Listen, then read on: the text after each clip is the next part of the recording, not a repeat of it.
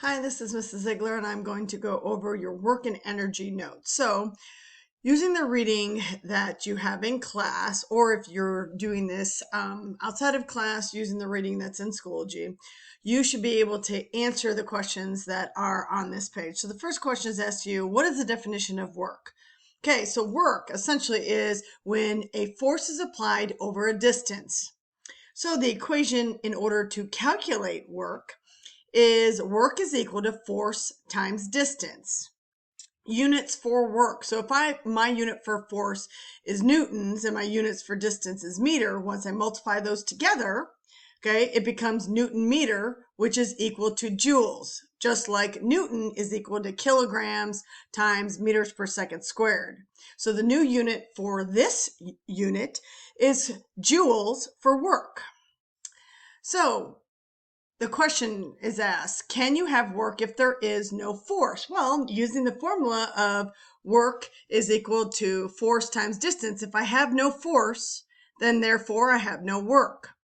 If I have no distance, meaning can I work if there is work if there is no distance? If distance is 0, can you have work? The answer would be no.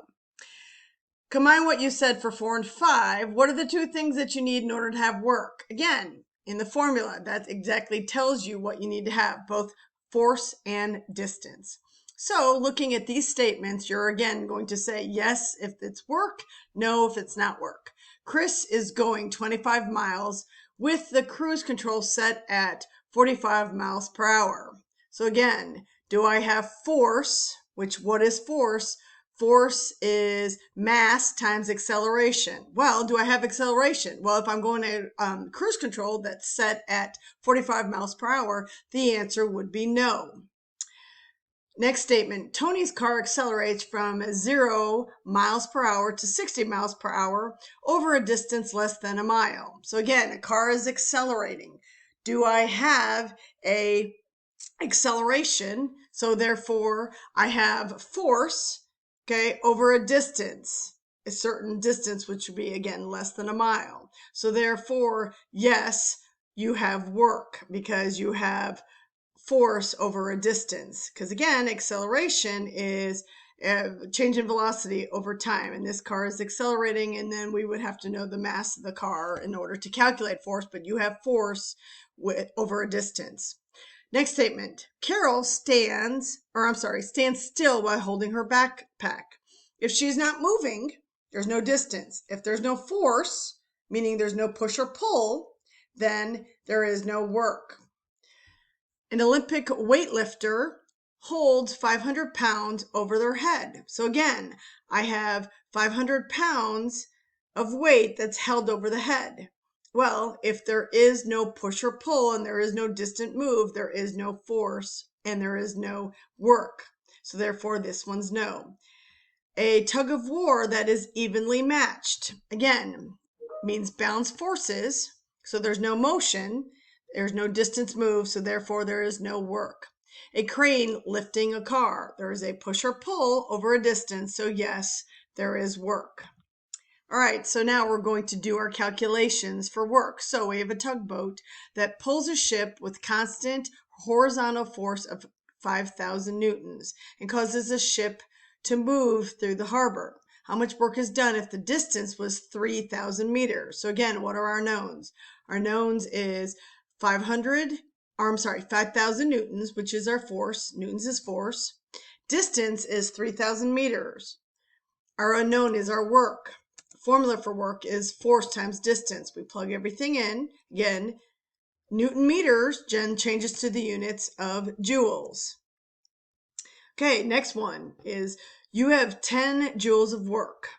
It moves 2 meters. How much force is applied? Again, what are our knowns? Our knowns is the distance that's moved. We have our work that is done, which is 10 joules. And we're trying to find force. So again, the formula is work is equal to force times distance. We plug everything in. Based off of our formula, we should know that if I'm solving for force, it would be work divided by distance. Okay, so again, units for force is newtons. So therefore, Again, 10 divided by 5, or I'm sorry, 5 divided by 2 would make 5 newtons. This is the other formula that you could use. Force is equal to work divided by distance. All right, so now we're going to go through our energy. Okay, so first question again, using your readings, how are work and energy related? Well, energy is the ability to do work, and work is a transfer of energy. The units for energy, because the units of work is joules, so therefore the units of energy is joules. Kinetic energy, we know is energy in motion. The formula for it is kinetic energy is equal to mass times velocity squared divided by 2. Potential energy is energy that is stored, or stored energy, based on its position or what it's doing. Its equation is for gravitational potential energy is mass times gravitational acceleration times height. Remember, mg is mass times gravitational acceleration, which is really weight. So it's really weight times height. Okay, so again, gravitational acceleration is 9.8 meters per second squared. So looking at our formulas, or calculated problems, calculate the kinetic energy of a 925 kilogram car that's traveling 32 meters per second. Again, I know my mass, kilograms, know my velocity, which is meters per second. We're solving for kinetic energy. Kinetic energy is mass times velocity squared divided by 2. So I plug everything in.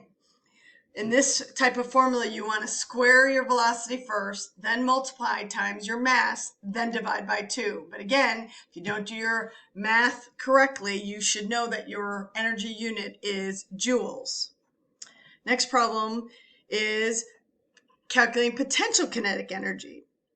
You have 3 kilogram brick on top of a 300 meter tall building. Again, we've got kilograms, which is our mass. Meter is our height. And again, you need to know your gravitational acceleration, which is 9.8 meters per second squared, or meters per second per second. We're solving for potential energy. So again, PE, which is potential energy, specifically our gravitational potential energy, is M times G times H, which we have all three. Again, kilograms times meters per second squared becomes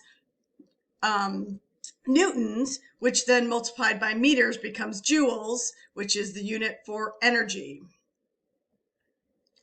You are going to complete this reading, again, using either your textbook, which is the blue textbook on your table, and the answers for this is posted in Schoology. If you have any questions, please make sure that you reach out.